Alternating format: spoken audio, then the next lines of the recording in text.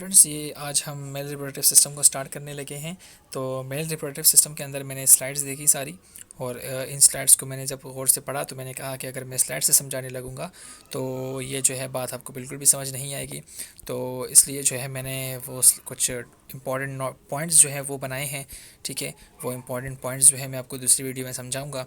तो ये सारे जो जितने भी हमारे पास ये मौजूद हैं, ये स्लाइड्स जो हैं, इसको मैंने बिल्कुल ही इजी और आसान अल्फाज में जो है अपने वीडियो में समझाया है। तो हम चलते हैं अपनी वीडियो की तरफ। ठीक है, यहाँ पर हम टाइम ज़ाया नहीं करेंगे, क्योंकि ये वाली वैसे भी आपको समझ आने से रही, क्योंकि इसके अंदर बहुत ज़्यादा डिटेल लिखी हुई है जो कि इतनी ज़रूरी है भी नहीं। तो इसलिए जो है हम मेरी वीडियो देखते हैं दूसरी वाली, जिसके अंदर बहुत ईजी मैंने समझाया है। जो चलिए वीडियो देखते हैं। स्टूडेंट्स, ये आज हम मेल रिप्रोडक्टिव सिस्टम को स्टार्ट करने लगे हैं। तो मेल रिप्रोडक्टिव सिस्टम के अंदर मैंने स्लाइड्स देखी सारी, और इन स्लाइड्स को मैंने जब गौर से पढ़ा तो मैंने कहा कि अगर मैं स्लाइड से समझाने लगूंगा तो ये जो है बात आपको बिल्कुल भी समझ नहीं आएगी। तो इसलिए जो है मैंने वो कुछ इंपॉर्टेंट पॉइंट्स जो हैं वो बनाए हैं। ठीक है, वो इंपॉर्टेंट पॉइंट्स जो है मैं आपको दूसरी वीडियो में समझाऊंगा। तो ये सारे जो जितने भी हमारे पास ये मौजूद हैं, ये स्लाइड्स जो हैं, इसको मैंने बिल्कुल ही इजी और आसान अल्फाज में जो है अपने वीडियो में समझाया है। तो हम चलते हैं अपनी वीडियो की तरफ। ठीक है, यहाँ पर हम टाइम ज़ाया नहीं करेंगे, क्योंकि ये वाली वैसे भी आपको समझ आने से रही, क्योंकि इसके अंदर बहुत ज़्यादा डिटेल लिखी हुई है जो कि इतनी ज़रूरी है भी नहीं। तो इसलिए जो है हम मेरी वीडियो देखते हैं दूसरी वाली, जिसके अंदर बहुत ईजी मैंने समझाया है। जो चलिए वीडियो देखते हैं।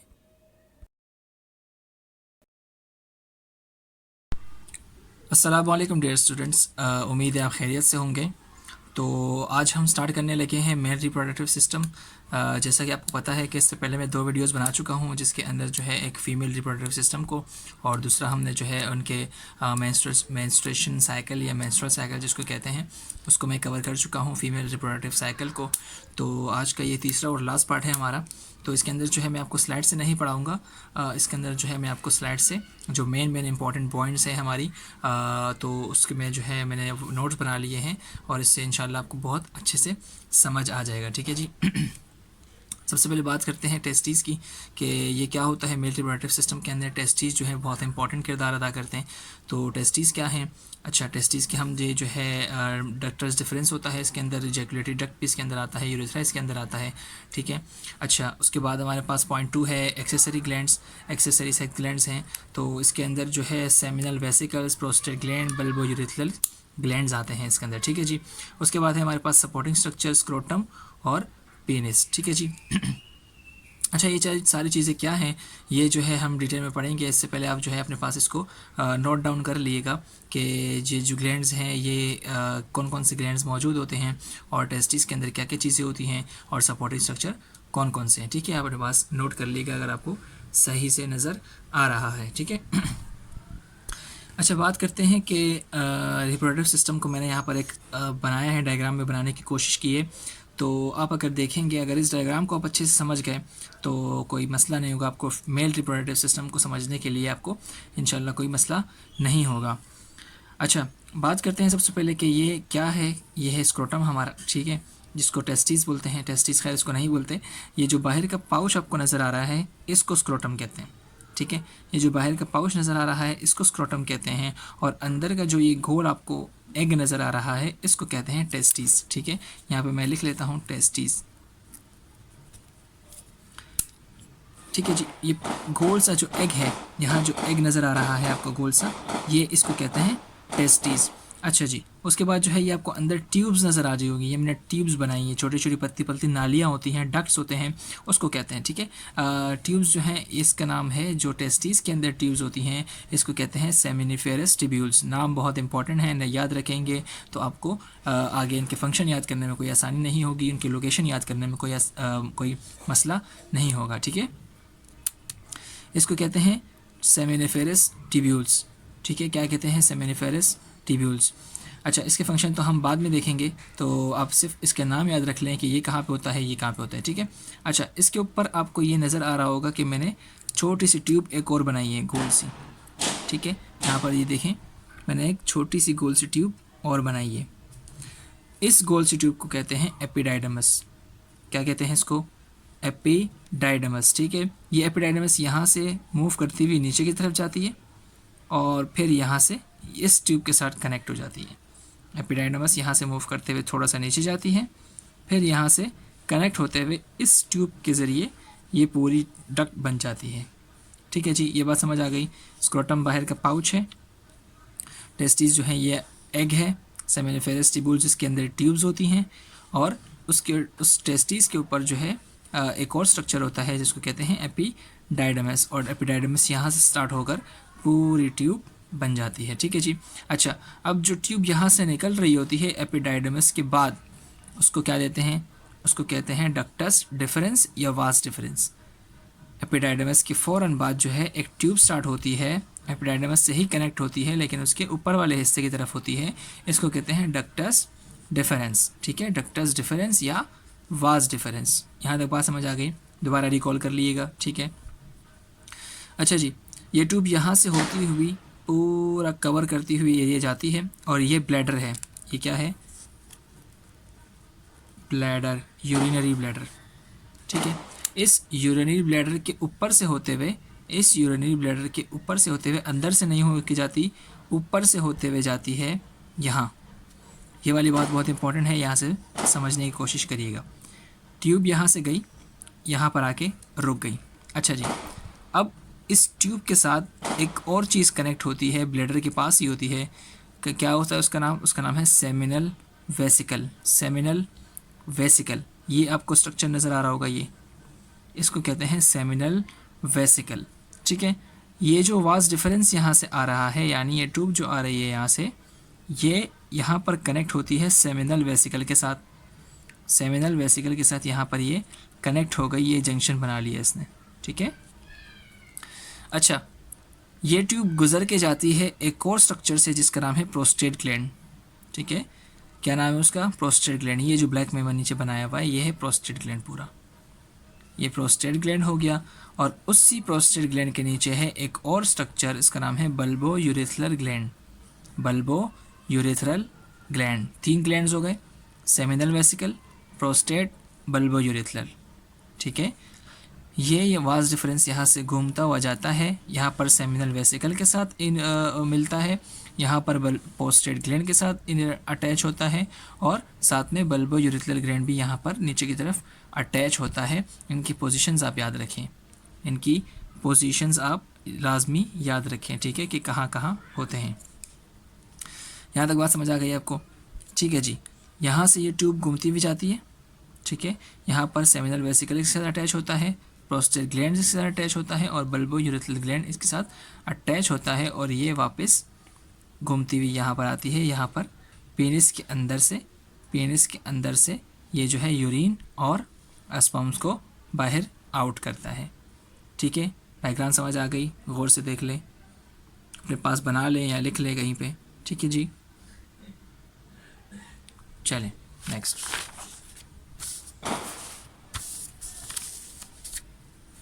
अच्छा, अब हम इनके जो है स्ट्रक्चर पढ़ने लगे हैं। सही, सॉरी, फंक्शन पढ़ने लगे हैं। स्ट्रक्चर हमने देख लिया, इसके फंक्शन देखते हैं। स्पर्मेटोजेनिक सेल्स जो हैं लोकेटेड होते हैं सेमिनिफेरस ट्यूब्यूल के अंदर। स्पर्मेटोजेनिक सेल्स होते हैं जो कि स्पर्म को प्रोड्यूस करते हैं, वो कहाँ पर मौजूद होते हैं? सेमिनिफेरस ट्यूब्यूल के अंदर। हमने लास्ट स्लाइड में बात करी कि सेमिनिफेरस ट्यूब्यूल कहाँ पर मौजूद होते हैं। ठीक है जी। उसके बाद है स्पर्मेटोजेनिक सेल्स जो हैं प्रोड्यूस करते हैं स्पर्म्स को, जो कि हमने बात कर ली पहले ही। अच्छा, स्पर्म सेल के साथ एक और किस्म के सेल्स होते हैं, इसको बोलते हैं सर्टोली सेल्स। क्या? Sertoli cells. सही है। वो क्या करते हैं? प्रोटेक्ट और सपोर्ट करते हैं सेल्स को। कौन से वाले? स्पर्म सेल को जो है वो प्रोटेक्ट करते हैं और सपोर्ट करते हैं। ठीक है, यहाँ पर देखिएगा, यहाँ पर बात समझ आ रही है आपको? यहाँ मैंने बनाई है एक ट्यूब, सेमिनिफेरस ट्यूब्यूल्स। यहाँ से मैंने एक ट्यूब उठा ली और यहाँ रख दी। उस ट्यूब को मैंने जब बड़ा करके देखा तो उसके अंदर 2 किस्म के सेल थे, एक ये हैं छोटे छोटे, एक हैं बड़े बड़े। ये जो बड़ा सेल्स है ये इसको कहते हैं सर्टोली सेल्स। ठीक है, ये ट्यूब के अंदर की बात हो रही है, सर्टोली सेल्स। ठीक है, उसके बाद ये सर्टोली सेल्स जो हैं ये यहाँ पर मौजूद हैं, और उसी के साथ साथ मौजूद है स्पर्मेटोजेनिक सेल्स। स्पर्मेटोजेनिक सेल्स क्या करते हैं? प्रोड्यूस करते हैं स्पर्म्स को। ठीक है, और सर्टोली सेल्स क्या करते हैं? ये हेल्प करते हैं, प्रोटेक्ट करते हैं, सपोर्ट करते हैं स्पर्म सेल्स को। बात समझ आ गई? चलिए जी। उसके बाद मौजूद है हमारे पास लेडिंग सेल्स। लेडिंग सेल्स क्या करते हैं? Produce testosterone. Leydig cells produce क्या करते हैं? टेस्टोस्टेरोन। लेडिंग सेल्स कहाँ होते हैं? यहाँ देखिएगा, ये मैंने बनाए सेमिनिफेरस टिब्यूल्स बनाए हैं। ये टेस्टिस के अंदर की बात हो रही है, सेमिनिफेरस टिब्यूल्स मैंने बनाए हैं। और उसी सेमिनिफेरस टिब्यूल्स के जो अराउंड एरिया होता है, स्पेस होता है, खाली जगह होती है, वहाँ पर होता है लेडिंग सेल्स। ठीक है, जो खाली एरिया होता है वहाँ पर होती है लेडिंग सेल्स। कौन सा खाली एरिया? टिब्यूल्स के अंदर, मतलब टिब्यूल्स के जो बाहर एरिया होता है, सॉरी अंदर नहीं, टिब्यूल्स के जो बाहर एरिया होता है, स्पेस होती है, खाली स्पेस होती है, उसको कहते हैं लेडिंग सेल्स। ठीक है, उम्मीद है बात समझ आ गई होगी। लेडिंग सेल्स क्या करते हैं? प्रोड्यूस करते हैं टेस्टोस्टेरोन। टेस्टोस्टेरोन क्या करता है? हार्मोन है, बहुत ही इंपॉर्टेंट मेल्स के लिए। ये सेकेंडरी कैरेक्टर्स को डेवलप करता है। सेकेंडरी कैरेक्टर्स यानी हमारी वॉइस की डीपनिंग होती है, हमारी जो है मुस्टैच यानी मूंछों का आना, हमारी दाढ़ी का आना, तो ये सारे सेकेंडरी कैरेक्टर्स जो है वो टेस्टोस्टेरोन परफॉर्म करता है। ठीक है जी। नेक्स्ट पॉइंट है 300 million cells sperms mature per day. 300 million यानी 300 करोड़, 300 करोड़ सेल्स जो हैं वो मैच्योर होते हैं एक दिन के अंदर। ठीक है, और दे डिस्ट्रॉय विद इन 48 आवर्स, और ये तमाम के तमाम ख़त्म हो जाते हैं 48 आवर्स के अंदर, जब ये फीमेल रिप्रोडक्टिव ट्रैक के अंदर जाते हैं। ठीक है, डिस्ट्रॉय हो जाते हैं 48 आवर्स के अंदर, यानी 2 दिन के अंदर, जब ये फीमेल रिप्रोडक्टिव ट्रैक के अंदर इन जाते हैं, इंसर्ट होते हैं। ठीक है जी। Seminal vesicles produce the fluid that turns into semen later. Seminal vesicles जो हमने बात करी, सेमिनल वेसिकल क्या है? सेमिनल वेसिकल ये वाला स्ट्रक्चर है। ये क्या करता है? ये प्रोड्यूस करता है सीमेन वाले फ्लूइड को। एक फ्लूइड ये रिलीज़ करता है, एक फ्लूइड बनाता है, जो कि बाद में क्या होता है? बाद में ये चेंज हो जाता है किसमें? सीमेन में। Seminal vesicle produce the fluid that turns into semen later, जो कि बाद में सीमन बन जाता है। ठीक है जी, बहुत इंपॉर्टेंट फंक्शन है, याद रखिएगा। बात करते हैं प्रोस्टेट ग्लैंड की। प्रोस्टेट ग्लैंड जो है वो also produce fluids that nourish and transport sperm. Prostate gland जो है वो भी एक फ्लूइड प्रोड्यूस करते हैं। उस फ्लूइड के अंदर न्यूट्रिएंट्स होते हैं। उस फ्लूइड के अंदर क्या होते हैं? न्यूट्रिएंट्स होते हैं, जो कि नरिश करते हैं, खाना प्रोवाइड करते हैं किसको? उस वाले फ्लूइड को जो कि सेमिनल वेसिकल से निकला है। यानी प्रोस्टेट ग्लैंड नरिश करता है सेमिनल वेसिकल वाले फ्लूइड को, और ये खुद भी फ्लूइड ही होता है। ठीक है जी। अच्छा, Bartholin gland is homologous to bulbourethral gland. Bartholin gland आपको याद होगा, हमने फीमेल रिप्रोडक्टिव ट्रैक के अंदर पढ़ा था। बार्थोलिन ग्लैंड का काम था कि वो क्या करे? लुब्रिकेशन प्रोवाइड करे। लुब्रिकेशन प्रोवाइड करे, ऑयली सब्सटेंस प्रोड्यूस करे, जो कि लुब्रिकेट करती है। ठीक है जी। तो इसी तरह बल्बो यूरिथ्रल ग्लैंड जो है वो भी लुब्रिकेशन प्रोवाइड करती है, साथ साथ ये क्लीन करती है। और किसको क्लीन करती है? यूरिथ्रा को। यूरिथ्रा जो कि पेशाब की नाली होती है उसको क्लीन करती है, क्योंकि जब भी हम यूरिन पास करते हैं तो पूरी नाली के अंदर एसिडिक इन्वायरमेंट बन जाता है, यानी पूरी नाली जो है उसके अंदर एसिडिक इन्वायरमेंट हो जाता है। तो उसी एसिडिक इन्वायरमेंट को ख़त्म करने के लिए बल्बो यूरिथ्रल ग्लैंड काम करता है, उसको क्लीन करता है और लुब्रिकेट करता है, ताकि स्पर्म्स को कोई नुकसान ना पहुँचे। ठीक है जी। यहाँ पर स्पर्म सेल की बात करते हैं, क्या क्या चीज़ें होती हैं इसके अंदर? 3 चीज़ें होती हैं। हेड होता है उसका, बॉडी होती है और टेल होती है। ठीक है, हेड के अंदर क्या है? डीएनए। बॉडी के अंदर क्या चीज़ हो रही होती है परफॉर्म? मेटाबॉलिज्म, यानी मेटाबॉलिज्म का मतलब किसी भी न्यूट्रिएंट्स का टूटना और बनना। ठीक है, तो क्यों हो रहा होता है? क्योंकि ना यहाँ पर एटीपी प्रोडक्शन होती है। एटीपी की फुल फॉर्म है एडिनोसिन ट्राइफॉस्फेट। एटीपी जो है वो एनर्जी प्रोड्यूस करता है। तो बॉडी के अंदर आप सिंपली याद रखिएगा कि मेटाबॉलिज्म हो रही होती है और एटीपी प्रोड्यूस होती है। ठीक है, और हेड के अंदर डीएनए होता है, और ये जो टेल होती है इसका कोई ख़ास काम नहीं होता सिवाय लोकोमोशन के। ये स्पर्म को एक जगह से दूसरी जगह पर पहुंचाता है। ठीक है जी। जी स्टूडेंट्स, मेल रिप्रोडक्टिव सिस्टम को कंटिन्यू रखते हैं। अच्छा, ये जो डक्टस डिफरेंस जो है वो store sperm and they remain there for several months. Ductus difference जो है, जो हमने बात की थी कि डक्टस डिफरेंस क्या होता है। डक्टस डिफरेंस यहाँ पे देख लें, ये देखें यहाँ पर। ठीक है, एपिडाइडमिस के बाद डक्टस डिफरेंस है। तो ये क्या करता है? ये स्टोर स्पर्म्स करता है और they remain there for several months. और यहाँ पर ये बहुत यानी कुछ मंथ्स के लिए यहाँ पर ये स्टोर होते हैं। ठीक है, उसके बाद बात करते हैं इजैकुलेटरी डक्ट की। ये क्या करता है? इजैकुलेटरी डक्ट जो है carry spermatozoa and seminal fluid. Ejaculatory duct कौन सी है? इजैकुलेटरी डक्ट ये वाली है। यहाँ पर देखें, यह जो आ रही है ये राउंड से स्ट्रक्चर के बाद से ये नीचे जो आ रही है ये इजैकुलेटरी डक्ट कहलाती है।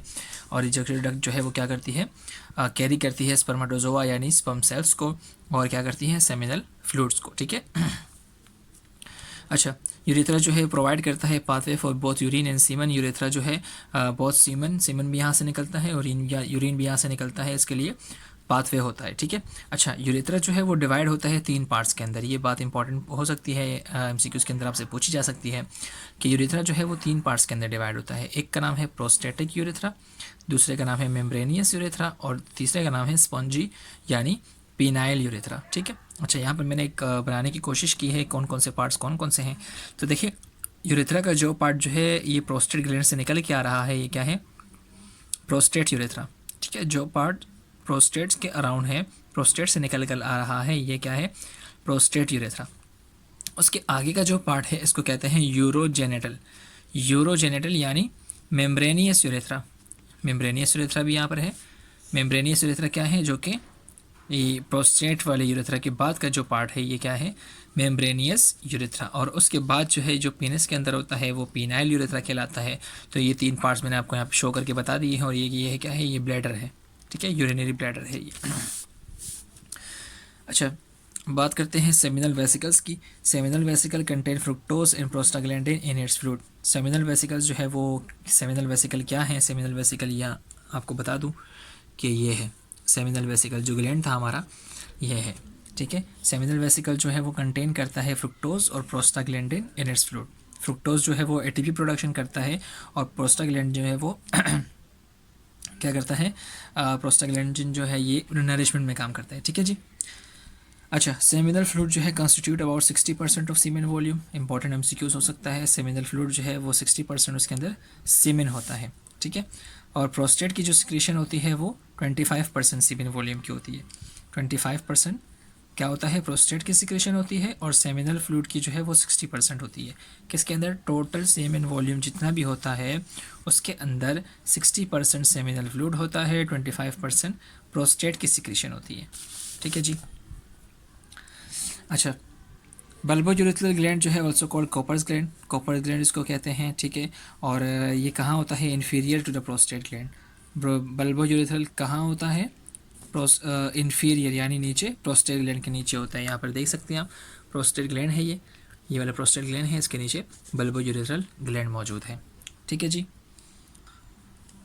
अच्छा जी, मीडियल लाइन जो है, medial line of the scrotum is called raphe. Medial line क्या होती है, स्क्रोटम क्या होता है, स्क्रोटम ये है जो बैग था आपके पास, ये स्क्रोटम है। अच्छा, इसकी जो मीडियल बीच में जो डिवाइड हो रही होती है उस लाइन को कहते हैं रेफ। रेफ कहते हैं या रेफी भी कह सकते हैं। ठीक है। यहाँ पर मैंने बनाने की कोशिश की है, देखिए ये स्क्रोटम बनाया है और उसके जो बीच में डिवाइड हो रहा होता है उसको कहते हैं रेफ। ठीक है। इसके अंदर 2 किस्म के मसल्स होते हैं। ठीक है, 2 किस्म के मसल होते हैं। अभी एक का नाम है डेक्टोज मसल, डेक्टोज। ठीक है, DACTOS, dartos muscle causes wrinkling of the skin of scrotum.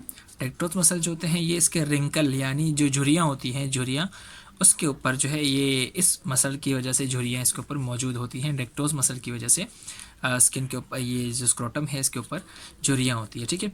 Location of scrotum and contraction of muscle fibre regulate the temperature of testis. बहुत इंपॉर्टेंट बात है कि जो स्क्रोटम की लोकेशन होती है और उसके कॉन्ट्रैक्शन ऑफ मसल फाइबर, उसकी जो कॉन्ट्रैक्शन होती है, उसकी कॉन्ट्रैक्शन यानी सिकुड़ना, और उसकी लोकेशन जो है वो टेम्परेचर उसका मेंटेन रखती है। टेम्परेचर मेंटेन रखने से मुराद क्या है, अगर नॉर्मल बॉडी का टेम्परेचर जो है वो 37 डिग्री सेंटीग्रेड है तो स्क्रोटम का जो टेम्परेचर होगा वो उससे 2 डिग्री कम होगा, 2 या 3 डिग्री कम होगा, यानी वो 35 डिग्री सेंटीग्रेड पे होगा। और ये वाला जो 35 डिग्री सेंटीग्रेड जो है, ये वाला टेम्परेचर नॉर्मल स्पर्म प्रोडक्शन के लिए बहुत ज़रूरी है। ठीक है, नॉर्मल स्पर्म प्रोडक्शन के लिए बहुत ज़रूरी है टेम्परेचर कि बॉडी से 2 डिग्री सेंटीग्रेड टेम्परेचर कम हो। ठीक है जी। अच्छा, यही बात नीचे लिखी हुई है, 2 to 3 degree below core temperature required for normal sperm production. Core temperature का मतलब है कि बॉडी के जो टेम्परेचर है, ठीक है, रिक्वायर्ड होता है नॉर्मल स्पर्म प्रोडक्शन के लिए 2 डिग्री कम। अच्छा, when it is cold outside, cremaster muscle जो है वो elevate the scrotum to the body to take more heat. अच्छा, जब कोई कोल्ड होता है, हमारे पास सर्दी होती है, तो जो स्क्रोटम होता है वो सिकुड़ जाता है। क्यों सिकुड़ता है? क्रीमास्टर मसल्स जो है वो उसको अपनी तरफ खींच लेते हैं। ठीक है, क्रीमास्टर मसल्स जो हैं कहाँ होते हैं? ये यहाँ पर होते हैं, इस एरिया में होते हैं, यहाँ पर नीचे। तो ये वाला जो एरिया है ये स्क्रोटम को अपनी तरफ ऊपर खींच लेते हैं ताकि वो बॉडी के करीब हो जाए और बॉडी से ज़्यादा हीट ले सके। ठीक है जी, बहुत इंपॉर्टेंट पॉइंट हो सकता है। अच्छा जी, semen volume at time of ejaculation, जो एजुकुलेशन के टाइम पे जो सीमेन का वॉल्यूम होता है वो 2.5 से लेकर 5 ml तक होता है, और उसके अंदर जो स्पर्म काउंट होता है, स्पर्म की जो तादाद होती है वो 50 से लेकर 150 मिलियन तक होती है। 1 ml के अंदर, 1 ml के अंदर 50 से लेकर 150 मिलियन तक स्पर्म्स मौजूद होते हैं। ठीक है जी। अच्छा, प्रोडक्शन जो है वो स्टार्ट होती है प्यूबर्टी और कंटिन्यू होती है through adult life. Adult life में वो प्यूबर्टी चलती रहती है। ये मैंने 3 जो है फंक्शन ये बनाए हैं, स्ट्रक्चर बनाए हैं। ठीक है, ये पेनिस है। अच्छा, ये पेनिस के अंदर जो है एक स्ट्रक्चर नज़र आ रहा होगा आपको, ये थोड़ा सा ना क्या कहते हैं उसको, सर्कुलर मसल्स होते हैं इसके अंदर। तो ये कहलाता है कॉर्पोरा कैवर्नोसा। कॉर्पोरा कैवर्नोसा कहलाता है। इसके बिल्कुल नीचे ही एक और स्ट्रक्चर मौजूद है आपके पास, वो कॉर्पस स्पॉन्जियम कहलाता है। ठीक है जी। और जो हेड ऑफ द पेनिस होता है उसको कहते हैं ग्लैंस पेनिस। उम्मीद करते हैं यहाँ तक आपको बात समझ आ गई होगी, और यहाँ पर हमारा रिप्रोडक्शन सिस्टम जो है वो ख़त्म हो गया। तो उम्मीद करते हैं आपको बात सब समझ आ गई होगी, और अगर आपने फ़ीमेल वाली वीडियो नहीं देखी तो आप जाके पहले मेरे चैनल पर फ़ीमेल वाली वीडियो देख लें। ठीक है जी, अपना ख्याल रखिएगा। अल्लाह हाफ़िज़।